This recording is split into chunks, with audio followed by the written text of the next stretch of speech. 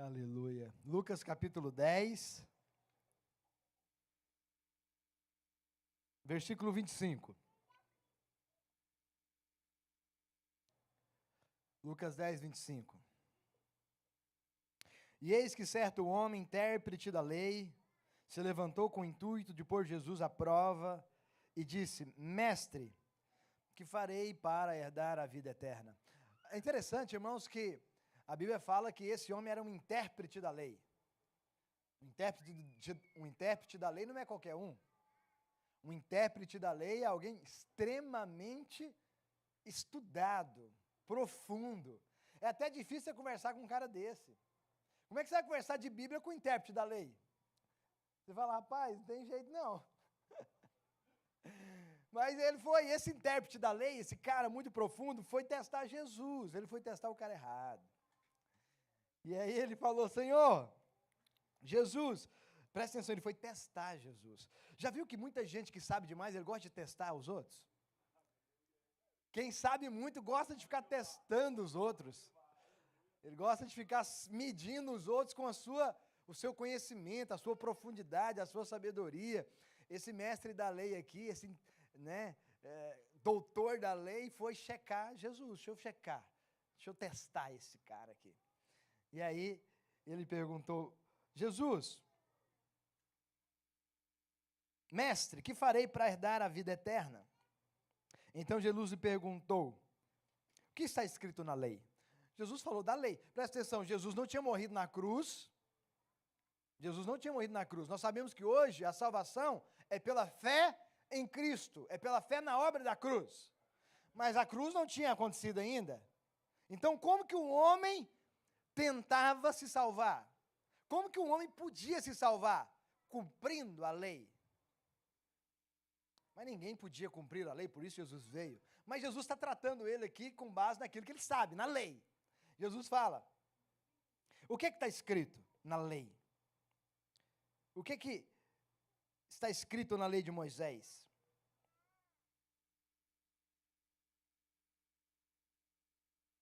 A isto ele respondeu, amarás o Senhor teu Deus, de todo o teu coração, de toda a tua alma, e de todas as suas forças, e de todo o teu entendimento. O homem não podia fazer isso. O homem não podia amar o Senhor com todo o seu coração. O homem não podia ainda amar o Senhor com toda a sua alma. E o homem não podia amar ao Senhor com todo o seu entendimento. Mas a lei exigia isso. Mas ninguém fazia isso. Ninguém conseguiu fazer isso. Porque a lei se resume a isso. Se alguém consegue fazer isso, ele está salvo. Se alguém consegue amar o Senhor de todo o seu coração, com toda a sua alma e de todo o seu entendimento, isso te garante a salvação. Ninguém conseguiu fazer isso, por isso Jesus veio. Entende que aqui existe uma conversa muito profunda, que às vezes a gente não entendeu, que ela é muito profunda, porque ela está falando de salvação, e a salvação vem em cumprir só essas três coisas: amar a Deus de todo o seu coração, de toda a sua alma e de todo o seu entendimento. Mas era impossível. Mas aquilo que era impossível para o homem natural, não é mais impossível para o homem espiritual. Porque nós fomos feitos homens espirituais. E ele continua.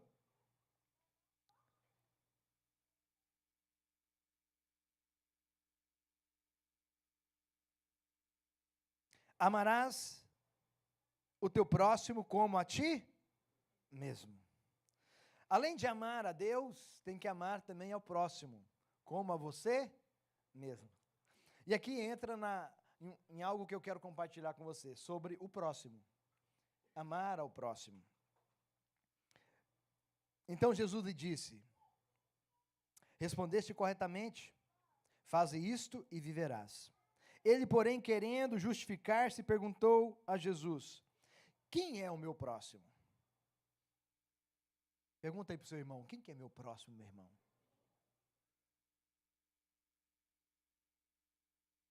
Deixa eu te falar. O seu próximo não é exatamente essa pessoa que está do seu lado.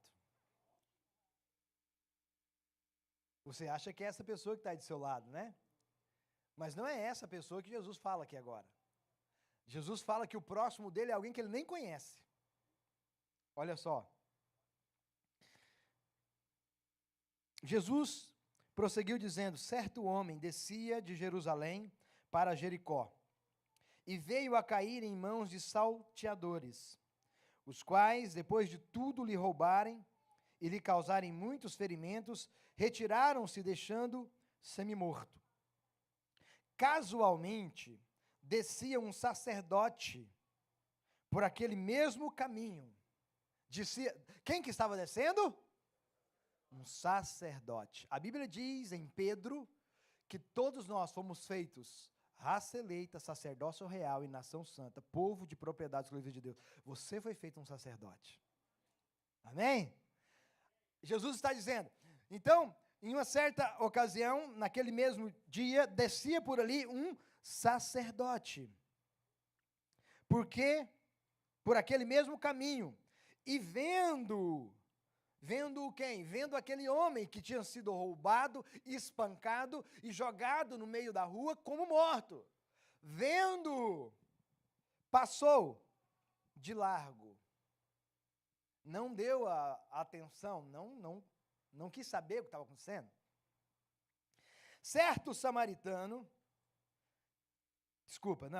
Semelhantemente, um levita descia por aquele lugar. Agora, quem é o levita, irmãos?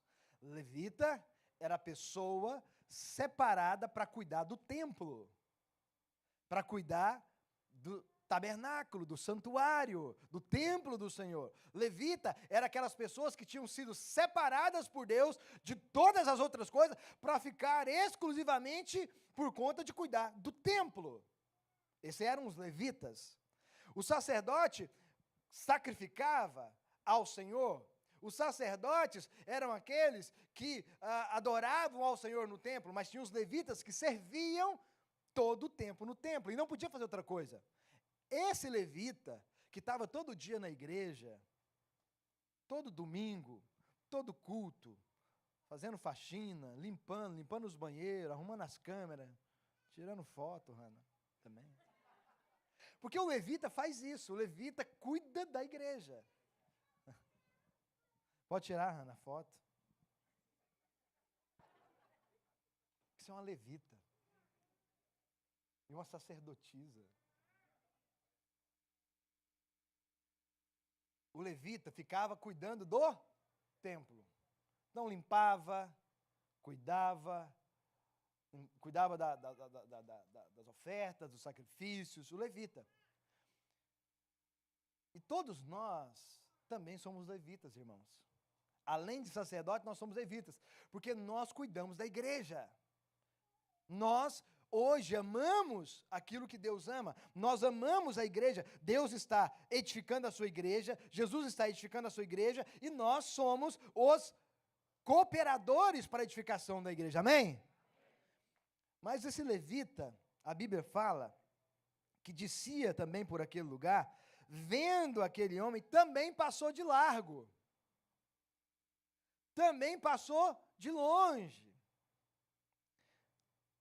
Certo samaritano, que seguia o seu caminho, passou-lhe perto e vendo, compadeceu-se dele. Diga, compadeceu. Irmãos, nós acabamos de orar aqui por pessoas, por almas, por vidas, para ter uma experiência com Deus. O Gilson veio aqui e falou, Senhor, dai-nos lágrimas. Senhor, queremos chorar pelas almas.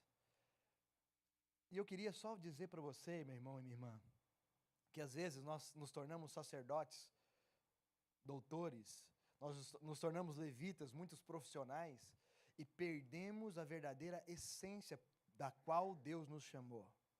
Deus nos chamou para sermos aqueles que se compadecem do perdido. Antes de ser um doutor da lei, mais importante do que ser um doutor da lei, é ser um bom samaritano. Mais importante do que ser um levita na casa de Deus, é ser um bom samaritano. Porque quem é aprovado nessa parábola e nessa história de Jesus não é o sacerdote e nem é o levita, é o bom samaritano. Porque o bom samaritano está manifestando mais Cristo do que o sacerdote e o levita. Quantos estão comigo? Diga amém. Certo samaritano seguiu o seu caminho, passou-lhe perto e vendo, compadeceu-se dele. E chegando-se,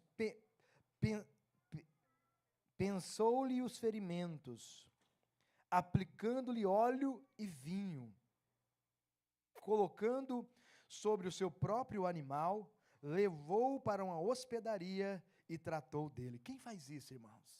Quem faz isso com gente que não conhece? Quem ajuda gente que não conhece? Nós deveríamos fazer. Nós somos essas pessoas. Nós deveríamos ajudar. Nós deveríamos nos compadecer. Nós deveríamos ter o coração do bom samaritano. Irmãos,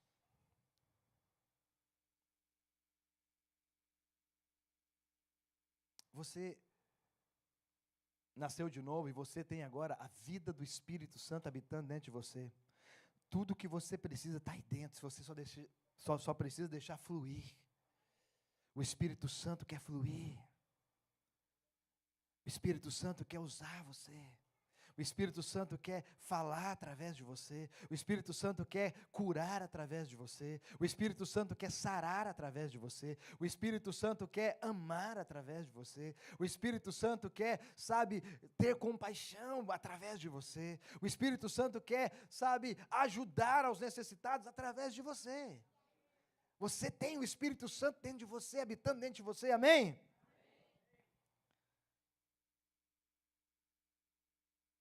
No dia seguinte, tirou 2 denários. Foi aí que eu parei ou foi antes? Tirou 2 denários, os entregou ao hospedeiro, dizendo: cuida deste homem, e se alguma coisa gastares a mais, eu te indenizarei quando eu voltar. Presta atenção, irmãos. Eu quero que você entenda uma coisa. Eu não estou aqui para condenar o levita nem o sacerdote, porque Jesus não condenou, Jesus não condena ninguém, Jesus não veio para condenar, nós acabamos de ler em João, ele não veio condenar, mas eu estou aqui para mostrar para você que, se nós não tomarmos cuidado, nós nos tornamos profissionais do Evangelho. E profissional sem vida, profissional sem compaixão, profissional sem realidade, profissional sem coração. Nós precisamos de falar: Senhor, dá-me um coração igual ao seu. Tem aquela música da Ana Paula Valadão? Não sei se é da Ana Paula Valadão ou se é do Diante do Trono. Dá-me um coração igual ao teu, meu mestre. Mas ele já deu. Quando você nasceu de novo, ele te deu. Você só tem que usar ele agora. Quando você nasceu de novo, ele te deu um coração igual ao dele. Agora ele quer que você use e que você derrame esse amor com esse coração novo. Aquele coração de pedra que você tinha foi tirado e foi dado um coração de carne. Amém? Agora você só precisa de usar. Fala: Senhor, eu quero que esse coração, que o Senhor me deu, flua, e as pessoas sejam abençoadas através desse amor que flui através de mim. Por quê? Porque eu sou alguém que tem o amor de Deus em mim, eu sou alguém que flui o amor de Deus em mim, eu sou alguém que flui a vida de Deus em mim, eu sou alguém que flui a compaixão do Senhor em mim. Os dons do Espírito estão aqui, e eles vão fluir para essa geração, eles vão fluir para esse mundo perdido, eles vão fluir para as pessoas que estão perto de mim. Deixa as pessoas serem abençoadas por aquilo que Deus já te deu.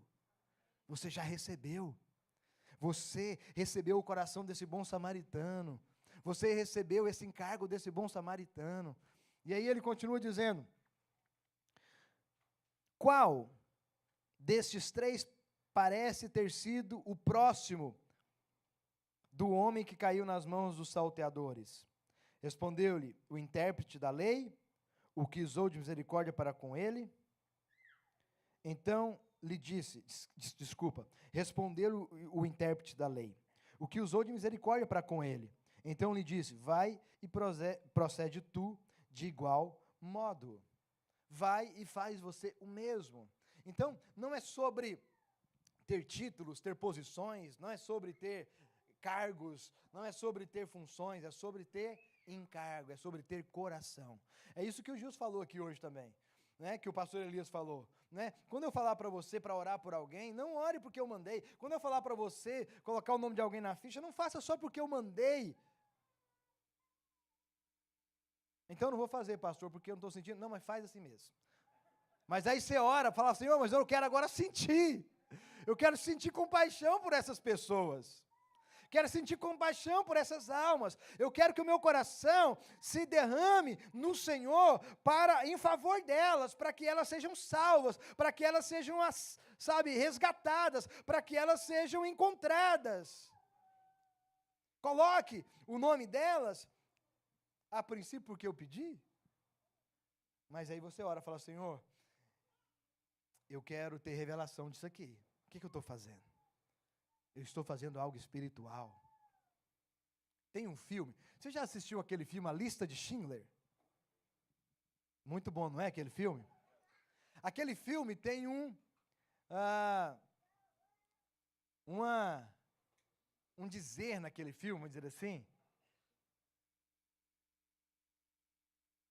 que diz o seguinte: Schindler salvou vários judeus, milhares de judeus, vendeu a fábrica, vendeu tudo que ele tinha e comprou muitos judeus, porque aqueles judeus estavam sendo incinerados, mortos. E ele comprou, porque ele tinha um acesso a um Hitler. E aí, no final do filme, ele está saindo da fábrica, milhares de judeus ali para agradecê-lo. Ele olha para o carro dele, ele olha para o anel dele, e ele chega para o representante dos judeus e fala, eu podia ter salvado mais um com esse anel. Ele olha para o carro e ele fala, esse carro tinha dado pelo menos mais 10 judeus. Eu não precisava desse carro. Eu não precisava desse anel. Isso é compaixão. Isso é encargo. Isso é coração. Quantos estão entendendo?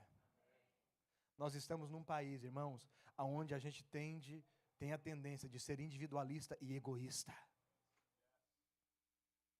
A gente tem a tendência de pensar só em nós mesmos, nos meus resultados, nos meus frutos, nos meus negócios, na minha vida pessoal. Eu vim para cá com um propósito, e aí você se torna egoísta e perde o coração nesse lugar. Não, nós temos que estar aqui, primeiro, para manifestar o coração do Pai nessa geração. Nós temos que estar aqui, primeiro, para manifestar o reino.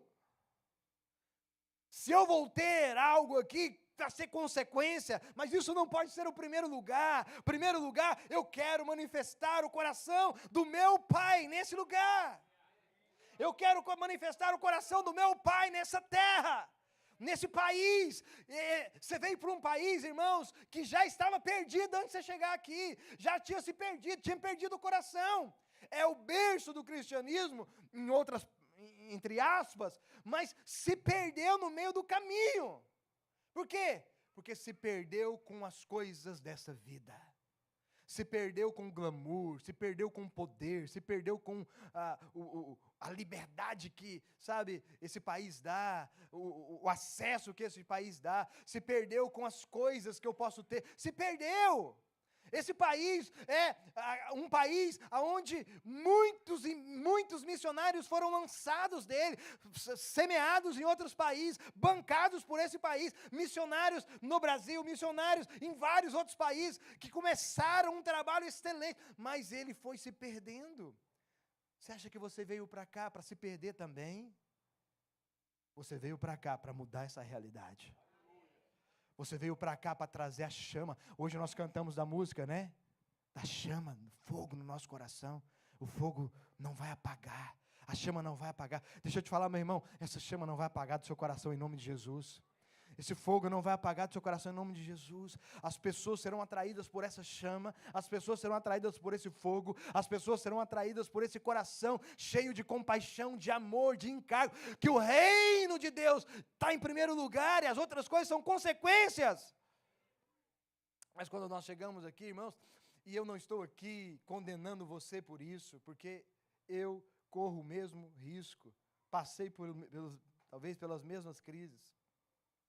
A gente tem a tendência, irmãos, de se esfriar e se tornar natural com as coisas. Se tornar natural.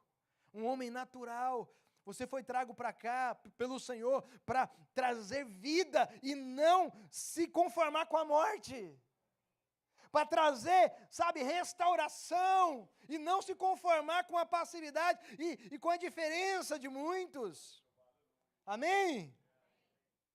Para isso, meu irmão, nós precisamos de falar, Senhor, que o Jesus falou, dá-me compaixão pelo perdido, dá-me amor pelo perdido. Senhor, me dá amor. Por quê? Porque o Senhor morreu por eles e eu não estou fazendo quase nada por eles. Jesus morreu pelo perdido, sim ou não? Jesus morreu pelo perdido, Ele veio salvar o perdido, aquele que estava perdido.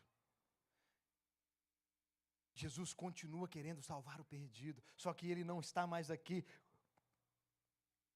com o corpo, sabe, dele, Ele é o cabeça, mas Ele está aqui com o corpo que é a igreja. Nós somos o corpo dele nessa terra, Ele continua querendo salvar o perdido, resgatar o perdido. Por isso, irmãos, eu quero desafiar você de novo, mais uma vez. Coloca os seus nomes naquela ficha e fala, Senhor, eu quero cumprir o propósito para o qual o Senhor me chamou, o Senhor me resgatou das trevas, o Senhor me chamou para ser uma testemunha nessa geração. O Senhor me chamou para ser um proclamador das boas novas do Evangelho. O Senhor me resgatou primeiro, não para que eu me perdesse novamente, não, mas para que eu fosse um canal agora, para que outros possam conhecer ao Senhor. Amém? E todas as outras coisas serão acrescentadas. Jesus falou. Buscar em primeiro lugar o reino de Deus e a sua justiça, e todas as outras coisas te serão acrescentadas. Aquilo que você quer vai ser acrescentado. Você quer uma casa? Busque o reino de Deus, ela vai ser acrescentada. Você quer um green car? Busque primeiro o reino de Deus, ele vai ser acrescentado. Você quer uma empresa próspera? Busque em primeiro lugar o reino de Deus, essas coisas serão acrescentadas. Você quer um casamento feliz? Busque o reino de Deus e você vai ter um casamento que vai ser acrescentado nele. As coisas serão... Jesus que falou, busque em primeiro lugar o reino e a justiça e todas as coisas serão acrescentadas. Amém?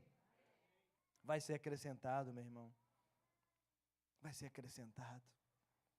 Ah, eu tenho tantos desejos, mas primeiro tem que ser o reino de Deus. Aí eu tenho tantas vontades, mas primeiro eu preciso de buscar o reino de Deus e a sua justiça. Antes de os irmãos chegarem aqui, eu cheguei no culto mais cedo, eu conversando com o irmão ali, esqueci agora o seu nome. Maurício.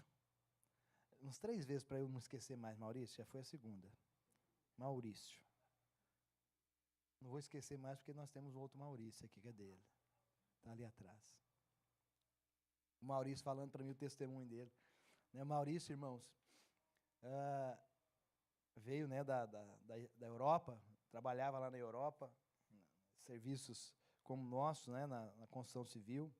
Mas ele falando para mim, falou, pastor, o Senhor me chamou para algo. O Senhor me deu um chamado, um cargo, um coração. Ele falou, pastor, eu ajudei a levantar mais de 17 igrejas lá na Espanha.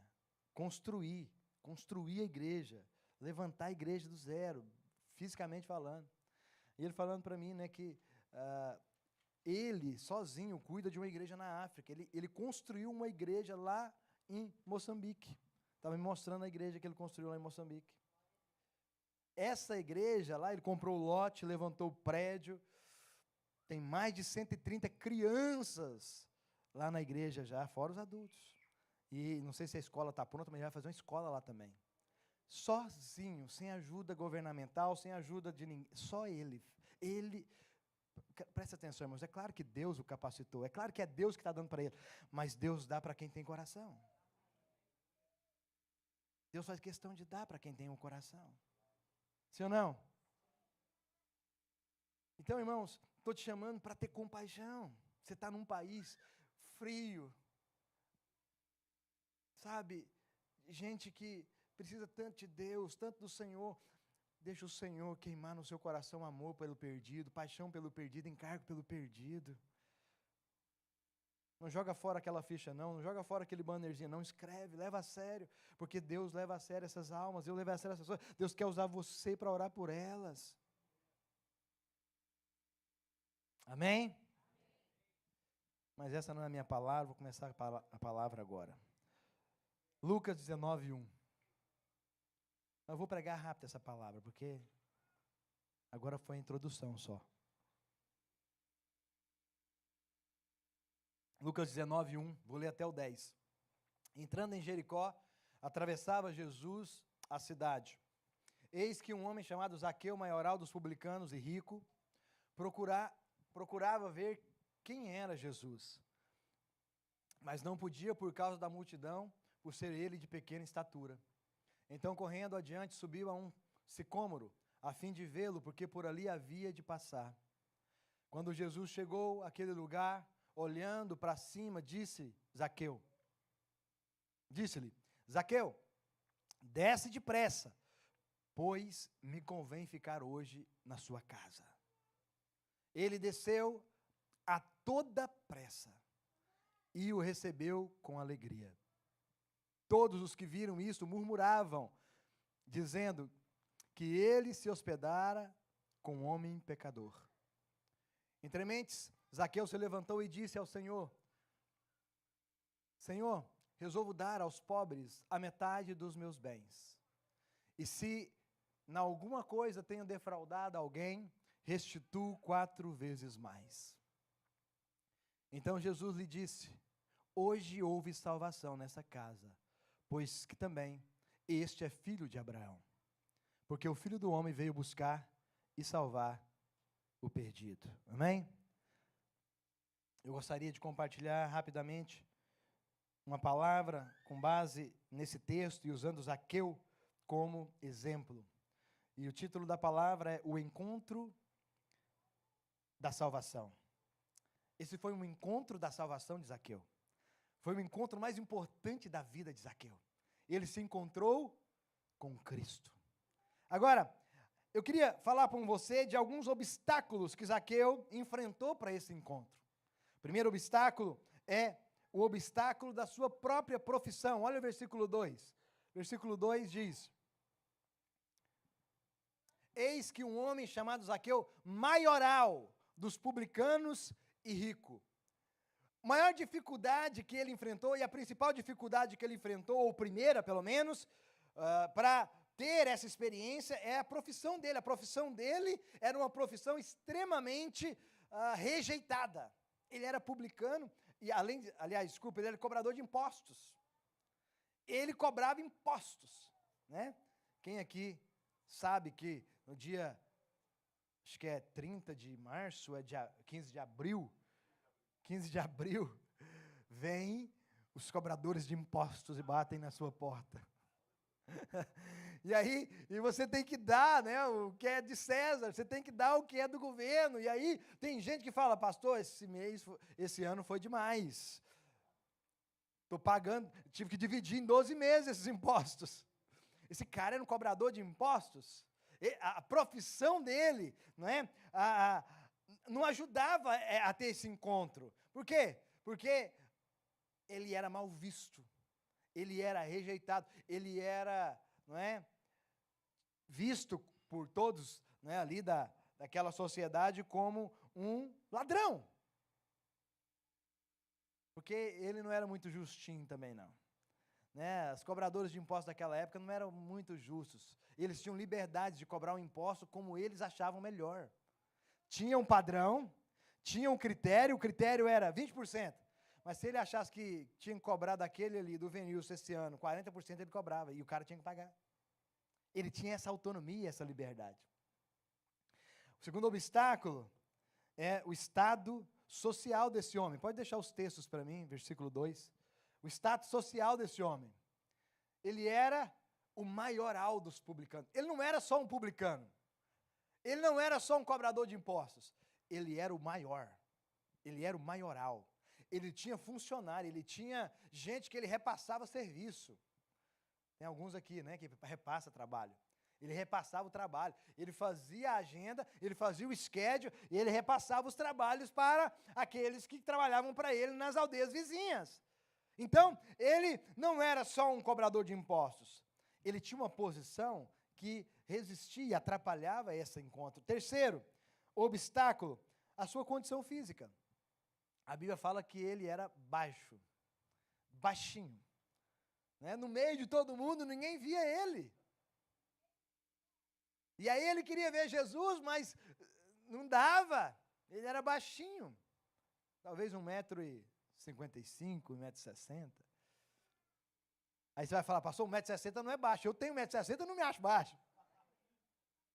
Não, é só para a gente contextualizar aqui. Né? Às vezes 1,50 m, 48. O obstáculo da altura, né? Ele era baixo, condição física. E o quarto obstáculo, o obstáculo do orgulho. Né? Uma pessoa naquela posição, ela tinha um obstáculo para chegar até Jesus, para ir até Jesus, para insistir em ir até Jesus. Por quê? Porque quando a gente mais cresce, quando a gente mais tem, irmãos, a gente vai tendo a tendência de ficar soberbo, arrogante, prepotente, se achar demais. Imagina esse cara que era o maior, era o maioral dos publicanos. Ele tinha o obstáculo do orgulho. Não, eu vou me rebaixar, eu não vou me submeter, eu não vou passar por esse vexame. Quinto, a multidão era o obstáculo. A multidão, irmãos, geralmente vai ser um obstáculo para nós também, porque a multidão às vezes ela tem gente lá fora, né? Tem um ditado lá fora que diz que a voz do povo é a voz de Deus, mas não nesse caso. Por quê? Porque nesse caso a multidão queria impedir ele de ter uma experiência com Jesus. A multidão inclusive falou, todos falaram, a Bíblia fala, todos falaram. Por que ele come com publicanos e pecadores? Toda a multidão rejeitou a atitude de Jesus de ir comer na casa dele. E nós temos um texto também que diz isso, né, que a multidão foi um empecilho, no caso do cego Bartimeu. Jesus estava passando e o cego Bartimeu ouviu que Jesus estava passando e gritou, Jesus, filho de Davi, tem compaixão de mim. E ele gritava incessantemente, e a multidão, a Bíblia falava, cala a boca, para de importunar o mestre, cala a boca, para de incomodar o Senhor, está ficando feio para você isso, está ficando feio para você esses gritos, está ficando feio para você essa postura. E ele não estava nem aí, ele falou, Jesus, filho de Davi, tem misericórdia de mim. E o que Jesus faz? Para e fala, vem cá. E cura ele.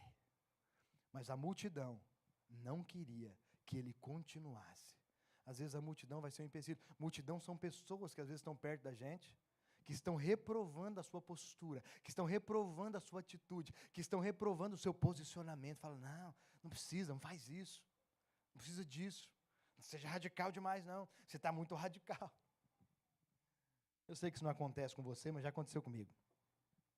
Depois os murmuradores são obstáculos também, sabe? Aquelas pessoas que estão murmurando em volta, que estão reclamando em volta, eles são murmuradores, estavam ali, murmurando, reclamando.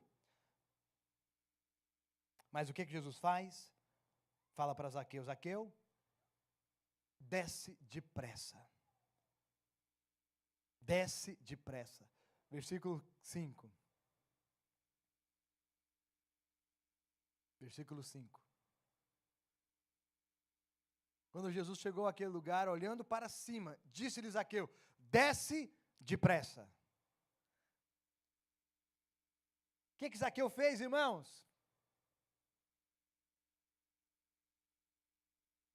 Pois me convém ficar hoje em tua casa. Ele desceu a toda pressa e recebeu com alegria. Meu irmão, Jesus estava passando, Jesus olhou para ele, Jesus falou, Zaqueu, desce depressa daí. Zaqueu não titubeou, Zaqueu não questionou, Zaqueu desceu correndo, Zaqueu desceu depressa.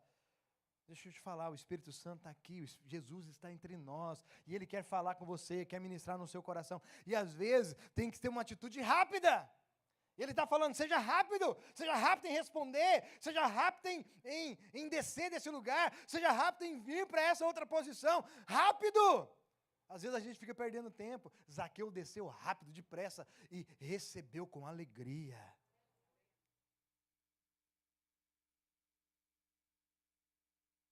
Muitas pessoas acham, né, que a salvação, ela é recebida por uma vida correta. Próximo versículo. Todos que viram murmuravam, dizendo que ele se hospedara com um homem pecador. Muitas pessoas acham, irmãos, que a salvação é sobre a minha santidade e a minha vida correta. Salvação não tem nada a ver com isso.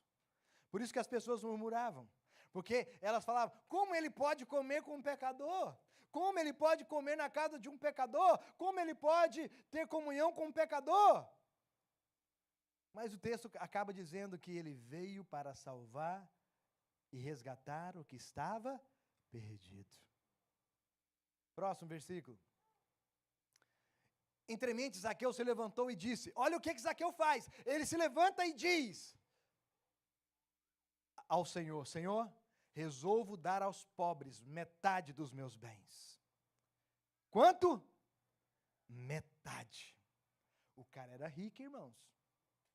O cara tinha dinheiro. Metade dos bens dele talvez era mais do que tudo que nós temos aqui. Juntos. Ele falou, Senhor, eu resolvo. Deus não pediu, Jesus não mandou, Jesus não ordenou, ele resolveu, ele teve uma experiência, ele teve um encontro, ele foi completamente, tomado pelo Espírito de Cristo naquela hora, e ele falou, eu resolvo, eu decido dar metade dos meus bens aos pobres. E se alguma coisa eu tenho defraudado alguém, eu restituo 4 vezes mais. Quando a salvação entra na nossa casa, na nossa vida, aquilo que era um problema para nós já não é mais um problema. Quando a salvação entra na nossa casa, na nossa vida, aquilo que era o nosso pecado ou o nosso calcanhar de Aquiles, a nossa fraqueza, o nosso Deus, o nosso Senhor, já não é mais. Talvez o dinheiro era um Deus de Zaqueu, talvez Zaqueu viveu para o dinheiro até aquele momento, mas quando a salvação entrou, aquele Deus saiu do trono e entrou Cristo. E a prova disso é que ele diz, eu agora vou dar.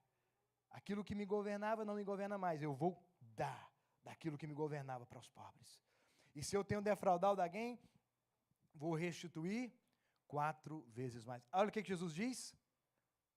Olha o que Jesus diz. Então Jesus disse, hoje houve salvação nessa casa, pois que também este é filho de Abraão. Presta atenção. Jesus não fez apelo, Jesus não pediu e nem ordenou que ele fizesse isso, não obrigou que ele fizesse isso, mas aonde tem o Espírito de Deus fluindo, aonde tem a palavra de Deus fluindo, aonde tem glória de Deus fluindo, há salvação. Tem muita gente que acha que salvação é só levantar a mão e vir aqui na frente. Negativo, irmão. Isso é só a confirmação de que já aconteceu no seu coração. Nós só estamos confirmando no mundo espiritual o que Deus já está falando aí dentro. O que Deus já está operando aí dentro. Amém? O que Jesus fala, hoje houve salvação nessa casa. Também esse é filho de Abraão. Agora, tem um outro texto de Lucas que fala do jovem rico. O jovem rico chegou para Jesus e falou, Senhor, bom mestre, o que eu farei para herdar a vida eterna? E o Senhor, a Bíblia falou para ele, vai, só falta uma coisa para você, vai, vende tudo que você tem, dá aos pobres e vem e me segue. Presta atenção. Para Zaqueu, Jesus não pediu 1 centavo. Para o jovem rico, Jesus pediu tudo. Por quê? Jesus está fazendo acepção de pessoas? Não. É porque Jesus sabe o que está sendo o Deus no coração do homem. O que Jesus pediu é, me dá esse Deus E aí você me coloca no lugar dele. Porque você está sendo governado por esse Deus. No caso de Zaqueu, Zaqueu simplesmente, por uma experiência poderosa com Jesus, decide fazer isso. Decide fazer o que o jovem rico, nem com um pedido de Jesus, fez. Zaqueu fez sem Jesus verbalmente falar para ele. Por quê? Porque o coração do jovem rico estava nas coisas dessa terra. Conversando com o irmão hoje também, com o Maurício falou, pastor, se Deus falar para mim ir para a África, eu vou. Porque eu não estou preso a lugares. E ele vai mesmo, irmão. Daqui um dia vai estar lá. Daqui nós vamos mandar foto para nós de lá. Por quê?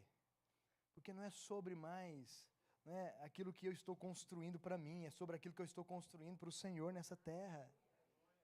Não é sobre mais aquilo que eu faço para mim. É sobre o que eu estou fazendo para o reino e para a eternidade.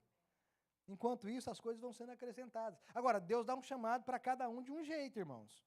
Né? Vai mandar ele para a África. Ele já falou que o coração dele está queimando para a África. Vai lá. Mas para você, talvez, o seu chamado é evangelizar esse lugar. Que precisa de ser despertado. Precisa de ser incendiado. Precisa de ser, sabe, influenciado por homens e mulheres cheios do Espírito Santo. Por quê? Porque muitos cristãos aqui estão rasos, frios, gelados. E nós precisamos de queimar para incendiar esses irmãos. Porque o Senhor Jesus ama cada um deles. O Senhor Jesus ama essa nação e Ele quer salvar essa nação. Amém? Essa nação, irmãos, é a nação mais poderosa do mundo. É dessa nação que flui todas as outras coisas para as outras nações. Todas as decisões que são tomadas em outras nações são tomadas com base nessa nação. Nós precisamos de incendiar essa nação. Precisamos de colocar fogo no coração do povo dessa nação. Amém? E para encerrar, a salvação não é obtida por religião. As pessoas acham que a salvação é obtida por religião. Por isso que elas ficam questionando, como é que ele come com um pecador? Como é que ele coloca um pecador, sabe, para sentar na mesa dele? As pessoas até hoje acham que a salvação é por uma religião, é por uma religiosidade. Não. A salvação, meu irmão, ela vem através da fé em Cristo Jesus, é a graça. Pela graça sois salvos, mediante a fé. Isso não vem de vós, é dom de Deus. Agora, Jesus não queria apenas salvar Zaqueu, Jesus queria ter comunhão com Zaqueu. Jesus não quer apenas nos salvar, Ele quer ter comunhão conosco. Ele quer comer com você, Ele quer se relacionar com você. Né? O amor do Senhor é sem preconceito. Enquanto todos estavam reclamando e murmurando, Jesus estava amando Zaqueu. Essa semana eu vou confessar um pecado para os irmãos, e eu estou encerrando mesmo.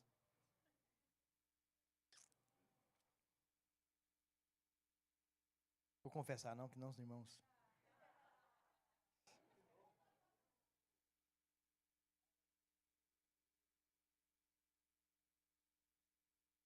Mas essa semana eu estava condenando um irmão meu, cristão. Estava condenando ele por algumas posturas dele. Mas aí vem um irmão mais maduro, mais doutor da lei, e falou, irmão, você acha que você está certo? Olha por esse e por esse lado. Eu falei, irmão, obrigado por ser uma luz nos meus olhos. Porque às vezes, irmãos, a gente, por, zelo, você acha que você está agindo com zelo com a igreja e com a obra, e você é mais duro do que deveria. Você é mais carnal do que deveria, por zelo.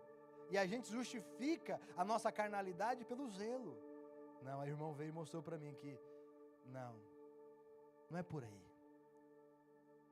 Você pode ser zeloso, sem atacar, sem ofender, sem criticar. Você pode ser zeloso, mostrando uma outra ótica, uma outra realidade. Mas a gente, como religião, acha que pelo nosso zelo a gente tem que ser muito firme, muito duro. Esse povo aqui só estava sendo zeloso com Jesus. Jesus, Ele é pecador. Ele só estava sendo zeloso com a religião.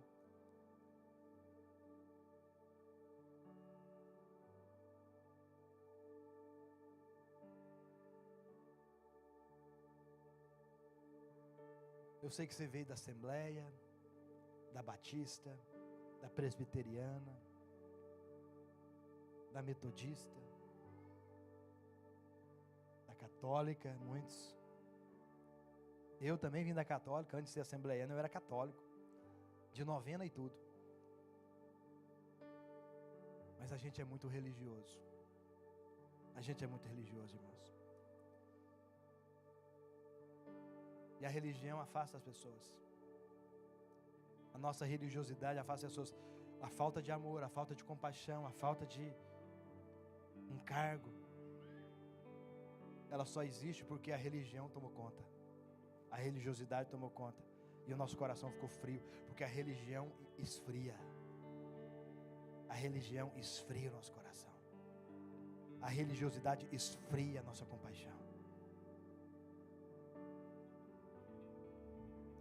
Quando eu estou falando de religião e religiosidade, eu estou falando de nós sermos, sabe, muito criteriosos, sem amor. Muito, sabe, criteriosos, sem compaixão.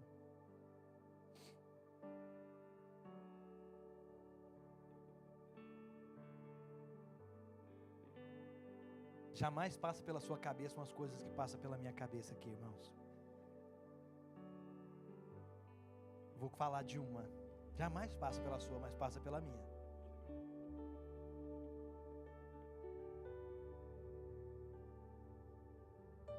E isso pode mexer muito com você.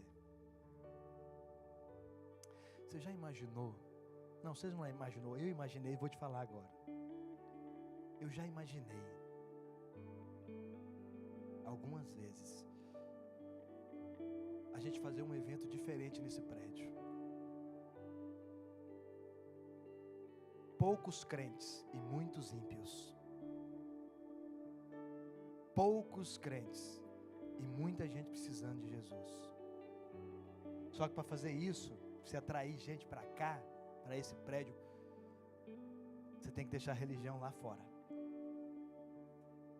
A religiosidade tem que ficar lá fora. Só pode entrar Jesus.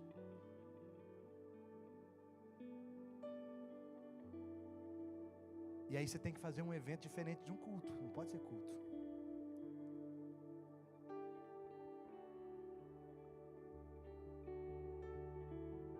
Não posso continuar falando para vocês, senão escandalizo demais vocês. Mas passa pela minha cabeça umas coisas, irmãos, que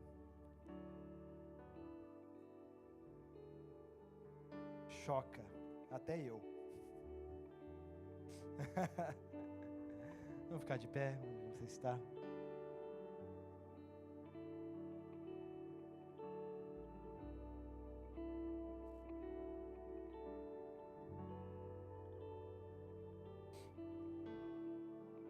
Sabe o que aconteceu com Zaqueu aqui? A salvação chegou na casa dele, a salvação chegou na vida dele. E quando a salvação chegou na vida dele, a vida dele começou a mudar. A vida dele começou a mudar. Você vê a mudança partindo do princípio que você vê ele tirando dos recursos dele agora.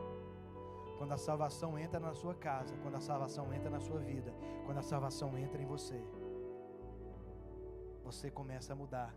Aquilo que você valorizava tanto passa a servir você e você passa a não ser servo disso mais. Aquilo que escravizava você já não te escraviza mais, você começa a governar sobre aquilo. Quando a salvação entra, nós começamos a ser transformados. O orgulho começa a ser quebrado. A mentira começa a ser deixada. A inveja começa a ser abandonada. Por quê? Porque é uma nova vida agora e há algo sendo manifestado e transformando em minha vida. Antes eu era prepotente, arrogante, soberbo. Agora o Senhor me fez manso, humilde, e eu me alegro com a vitória do meu irmão. A salvação entrou na vida de Zaqueu e a vida dele começou a ser transformada. As piores falhas que Zaqueu tinha começaram a dar lugar a virtudes. Virtudes. Quero declarar sobre a sua vida, meu irmão, virtudes.